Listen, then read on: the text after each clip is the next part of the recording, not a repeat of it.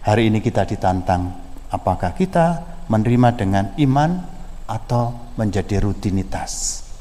Kalau rutin, maka kita kembali ke formalisme. Mari kita jadikan iman seperti perwira.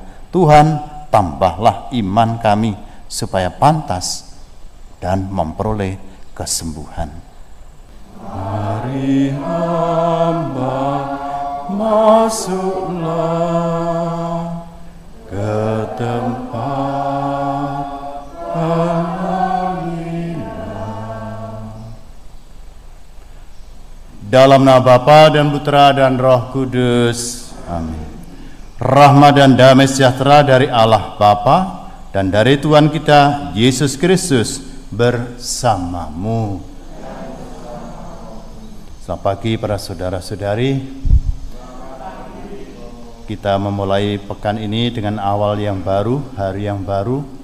Kita pantas bersyukur bersama gereja, karena gereja hari ini mengajak kepada kita semua memperingati orang kudus Santo Yohanes Chrysostomus yang hidup tahun 349 dan meninggal pada tahun 407. Nama panggilannya sebenarnya Yohanes. Tetapi baru setelah meninggal mendapat gelar tambahan Chrysostomus, dalam bahasa Yunani artinya mulut manis bagaikan madu. Mengapa dikaitkan dengan gelar Chrysostomus ini? Karena dia juga banyak mengenyam sabda Tuhan, sehingga dia pun juga dianggap sebagai kamus kehidupan. Karena kemana-mana dia mewartakan sabda Tuhan. Dia mencintai liturgi dan juga mengecam cara hidup para penguasa yang tidak sehat zaman itu. Dan itu membuat banyak musuh para pejabat, baik pemerintahan maupun gereja. Dia menjadi uskup Konstantinopel, tetapi juga penuh dengan syukur karena dapat menghalau ataupun juga meluruskan pemikiran-pemikiran, ajaran-ajaran sesat zaman itu. Akibatnya juga dia dianiaya. Mari kita bersyukur karena kesaksian kesetiaan akan gereja membuahkan yaitu damai dan sukacita. Mari kita sekarang di hadapan Tuhan menyesali segala kelemahan dan kekurangan kita, agar kita pantas merayakan Ekaristi pagi ini. Saya mengaku dan kepada saudara sekalian bahwa saya telah berdosa dengan pikiran dan perkataan, dengan perbuatan dan kelalaian. Saya berdosa, saya sungguh berdosa. Oleh sebab itu saya mohon kepada Santa Perawan Maria, kepada para malaikat dan orang kudus, dan kepada saudara sekalian, supaya mendoakan saya. Semoga Allah yang Maha Kuasa mengasihani kita, mengampuni dosa kita, dan menghantar kita pada hidup yang kekal.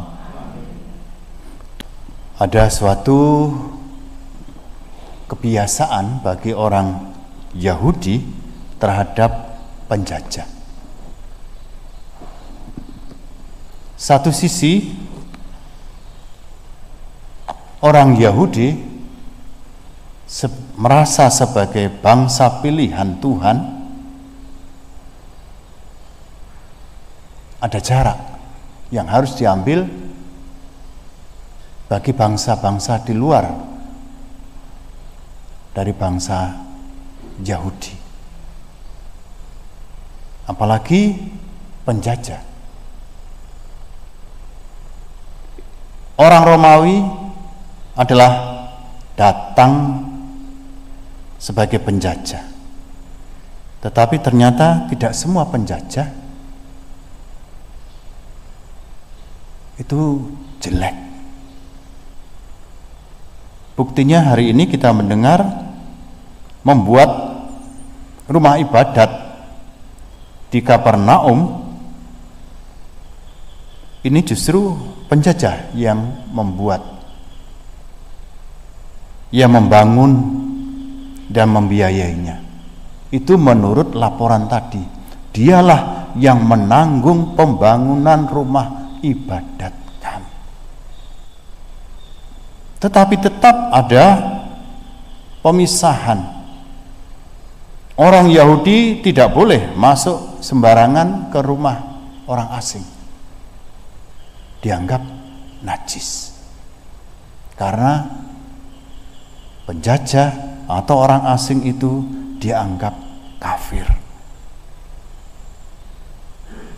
Saudara-saudara yang kasih, dalam konteks antar penjajah dengan orang Yahudi, pemisahan ini pun juga dalam dialog ini terjadi dengan Yesus. Dan Yesus tahu sebenarnya mengapa perwira itu tadi mengutus orang lain. Tidak usah susah-susah ke rumah. Karena kalau Yesus masuk juga dianggap najis nanti. Maka Yesus melihat sesuatu yang di luar dugaan. Ternyata orang asing ini, orang Romawi ini memiliki iman yang luar biasa. Teks dalam Lukas ini sebenarnya mau menegaskan bahwa orang beriman itu tidak dibatasi oleh golongan, oleh suku bangsa. Orang yang percaya itulah yang menjadi dasar. Sehingga Yesus menguji, di Israel pun iman sebesar ini belum pernah kujumpai. Jadi Yesus memuji iman orang asing ini. Allah sesungguhnya menanamkan iman pada siapapun yang mencari dengan ketulusan hati. Karena itu para saudara-saudara yang kasih, bagi kita umat Kristiani melihat ini dan kita meniru apa yang diungkapkan oleh iman perwira ini. Ketika kita mau menerima komuni, Tuhan, saya tidak pantas. Engkau datang kepada saya. Dan itu kata-kata yang setiap kali kita mau terima komuni. Kalau memang tidak pantas, mari kita juga mohon, Tuhan, saya tidak pantas. Itulah terima komuni batin. Kita tidak maju komuni, tapi kita terima komuni batin. Kalau ada nilai pertobatan, saya tidak pantas. Siapa yang merasa pantas di hadapan Tuhan? Jadi imam pun juga merasa sebagai seorang pendosa. Tetapi di hadapan Tuhan, kita percaya Tuhan itu maha belas kasih. Katakan saja sepatah kata, maka saya akan sembuh. Semoga kata-kata itu tidak kita ulang-ulang tanpa makna, tetapi setiap kali kita sambut komuni, itu memberikan daya kekuatan. Saya ingat dengan mantan frater, berobat ke luar negeri, ke Singapura, apa yang dibisikkan orang? Curi, ya. Di sana loh ada gereja, curi. Terima komuni. Tidak tahu bahwa dia juga adalah mantan frater.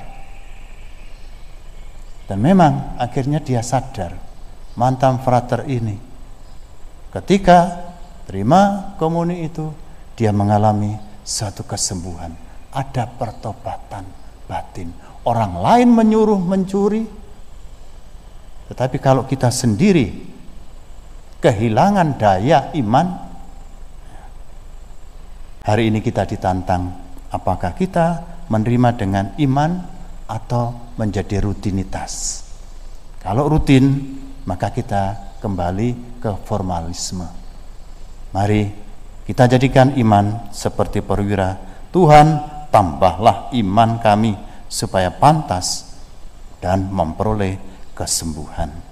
Tuhan memberkati. Bukannya kalian yang memilih aku, melainkan aku yang memilih kalian. Kalian telah kutetapkan agar pergi dan menghasilkan banyak buah, agar hasilmu tetap tinggal. Tuhan bersamamu. Semoga Allah yang Maha Kuasa memberkati saudara sekalian, Bapa dan Putra dan Roh Kudus. Saudara-saudari, dengan demikian perayaan Ekaristi sudah selesai. Pergilah dalam damai Tuhan.